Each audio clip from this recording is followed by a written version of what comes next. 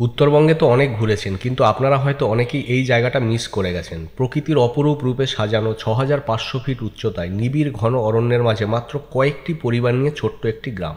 এখানের প্রাকৃতিক সৌন্দর্য যেন কোনো শিল্পীর তুলির টানে আঁকা ক্যানভাস। এখানে নীরবতা আপনাকে দেবে এক আলাদা অনুভূতির ছোঁয়া। এই জায়গাটিকে পাখিদের স্বর্গরাজ্যও বলা হয়ে থাকে। তো চলুন আজ ঘুরে আসা যাক এই ছোট্ট গ্রাম থেকে।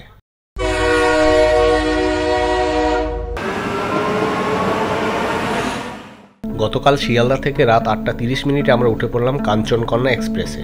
গন্তব্যস্থল নিউমাল জাংশন। এখন আছি শিলিগুড়ি জাংশনে। এখানে ট্রেনটা কিছুক্ষণ দাঁড়াবে। এখান থেকে ট্রেনের ইঞ্জিন চেঞ্জ হবে, ইলেকট্রিক ইঞ্জিন থেকে এরপরে ডিজেল ইঞ্জিন আসবে, কারণ এরপরে যে রাস্তাটা আছে সেটা জঙ্গলের মধ্যে দিয়ে যাবে, তো সেই কারণেই এখানে ডিজেল ইঞ্জিন লাগানো হবে। শিলিগুড়ি থেকে ট্রেন ছাড়ার কিছুক্ষণ পরেই ভিউ যেন বদলে গেল। রাস্তার দুধারেই মাঝে মাঝে পড়বে খুব সুন্দর সুন্দর চা বাগান।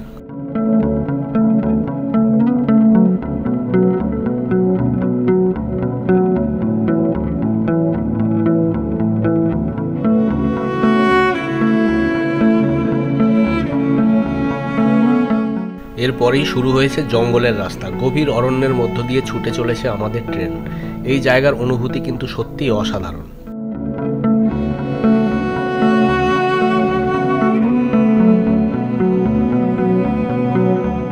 এরপরে জঙ্গলের মধ্যে দুটো টানেল ক্রসিং আছে। আপনি জানালায় বসে খুব সুন্দরভাবে এই টানেল ক্রসিং উপভোগ করতে পারবেন।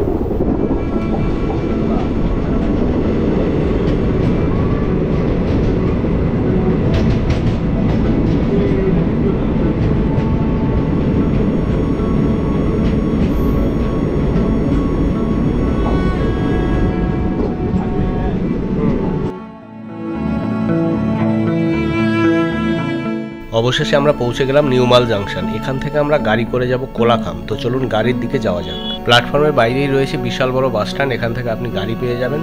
আমাদের হোমস্টে বুক ছিল, তারাই কিন্তু গাড়ি পাঠিয়ে দিয়েছেন। এখান থেকে কোলাখাম অবধি ইনোভা বা বোলারোর রেন্ট পড়ে যাবে 4500 থেকে 5000 অবধি। আর আপনি যদি ছোট গাড়ি নেন তাহলে একটু কম পড়বে।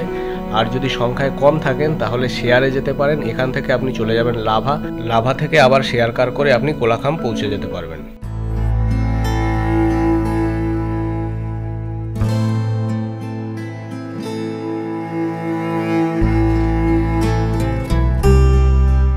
রাস্তার দুধারের প্রাকৃতিক সৌন্দর্য এতটাই নয়নাভিরাম যে ভাষায় প্রকাশ করা অসম্ভব।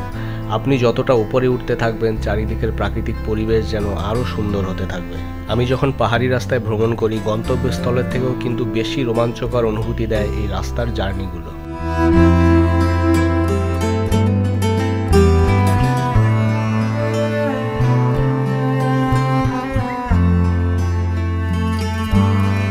কিছুক্ষণ যাওয়ার পরেই পড়বে নেওড়া ভ্যালি ফরেস্টের চেকপোস্ট। এরপরে কিন্তু আমাদের উচ্চতা আরও বাড়তে থাকবে। আপনি যত উপরে উঠবেন আকাশের রং কিন্তু অতই পরিবর্তন হতে থাকবে। আর আকাশের মেঘের ঘনঘটা আপনাকে দেবে এক আলাদা অনুভূতি।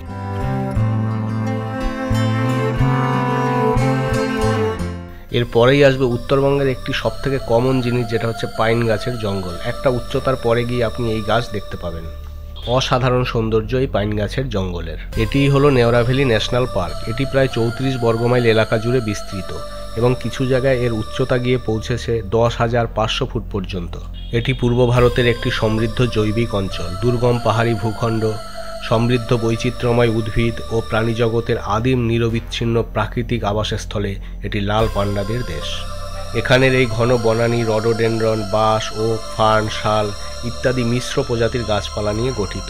এছাড়াও রয়েছে অসংখ্য প্রজাতির অর্কিড।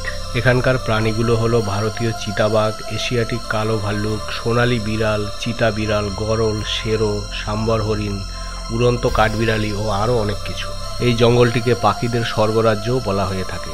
আপনি যদি এখানে জঙ্গল সাফারি করেন অবশ্যই বিভিন্ন রকমের প্রাণী আপনি দেখতে পাবেন। কিছুদিন আগে কিন্তু এখানে রয়্যাল বেঙ্গল টাইগারের অস্তিত্বও লক্ষ্য করা গেছে। তাই আপনারা কিন্তু ফটোশ্যুট করতে যেখানে সেখানে নেমে পড়বেন না। অবশেষে আমরা পৌঁছে গেলাম আমাদের হোমস্টেতে। নিউমাল জাংশন থেকে এখানের দূরত্ব হচ্ছে 65 কিলোমিটার, আর সময় লেগেছে 2 ঘন্টার একটু বেশি। আমাদের হোমস্টের নাম হচ্ছে কোলাখাম সাইলেন্ট ভ্যালি। সত্যিই এখানে নীরবতারও যেন এক আলাদা অনুভূতি রয়েছে, আর সন্ধেবেলার গধূলির আলোয় প্রকৃতি যেন এক অসাধারণ সৌন্দর্য ধারণ করেছে। তো চলুন হোমস্টের ভেতরটা দেখে নেওয়া যাক। এখানে কাঠ দিয়ে খুব সুন্দর ডিজাইন করা ভেতরটা এবং খুবই পরিষ্কার পরিচ্ছন্ন। এখানে পার হেড থাকা এবং খাওয়া নিয়ে একদিনের খরচ হচ্ছে 1800 টাকা। এখানে আসার জন্য আপনাকে আলাদা করে গাড়ি বুক করার কোনো দরকার নেই। আপনি যে হোমস্টেই বুক করুন না কেন তারাই কিন্তু আপনাকে গাড়ি পাঠিয়ে দেবেন। ব্যালকনির ভিউটা এখন দেখাতে পারছি না যেহেতু রাত হয়ে গেছে। তো চলুন বনফায়ার করে একটু গান বাজনা শুরু করা যাক। কিছুদিন মনে মনে ঘরের কোণে শ্যামের পীড়িত রাগ গোপনে, কিছুদিন মনে মনে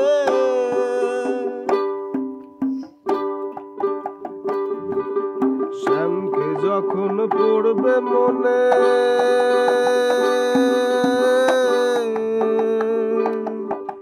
চাইবি কালো মেঘের পানে। শ্যামকে যখন পড়বে মনে, চাইবি কালো মেঘের পানে।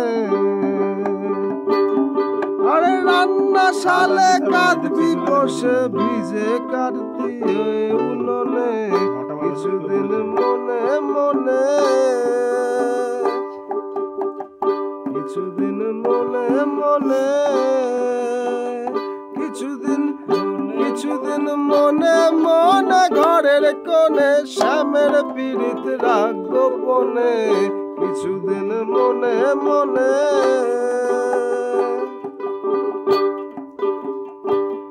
বলি শ্যাম সায়রে নাইতে যাবি, গায়ের বসন ভিজবে কেনে। শ্যাম সায়রে নাইতে যাবি, বলি গায়ের বসন ভিজবে কেনে।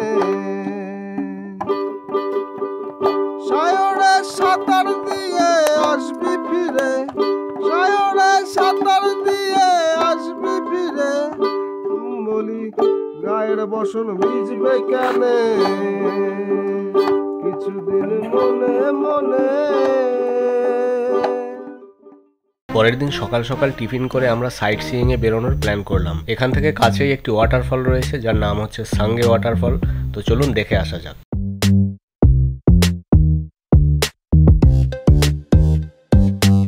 এখান থেকে প্রায় 1 কিলোমিটার মতো নিচে নামতে হবে। নামাটা খুবই সোজা, কিন্তু ওঠাটা কিন্তু একটু কষ্টকর হতে পারে। আমরা এবার যাচ্ছি সাঙ্গে ওয়াটারফলের দিকে। তো গাড়ি ওই অবধি এসছিল যেখানে দেখালাম, এরপরে প্রায় 1 কিলোমিটার মতো নিচে নামতে হবে। তো এই জায়গাটা হেঁটেই যেতে হবে।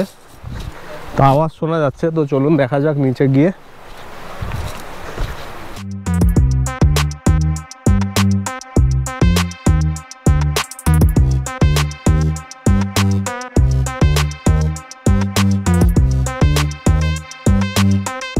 মাঝে মাঝে রয়েছে বিশ্রাম নেওয়ার জায়গা, আর অনেকেই দেখছেন লাঠির সাহায্য নিয়েছেন। পাহাড়ি রাস্তায় কিন্তু লাঠি একটি খুবই গুরুত্বপূর্ণ জিনিস। হ্যাঁ, তো আমরা সাঙ্গি ফলের কাছাকাছি চলে এসেছি। তো রাস্তাটা কিন্তু অনেকটাই, ভেবেছিলাম অল্প রাস্তা, কিন্তু 1 কিলোমিটারেরও বেশি মনে হলো আমার। এবং রাস্তা খুব খাড়াই এবং বৃষ্টির কারণে অনেক সময় এটা স্লিপারি হয়ে থাকে বা শিশির পড়েছিল। তো খুবই সাবধানে চলবেন এই রাস্তা দিয়ে, এবং অনেকটাই কিন্তু খাড়াই রাস্তা। তো চলুন, প্রায় চলে এসেছি কাছাকাছি। তো নিচে যাওয়া যাক।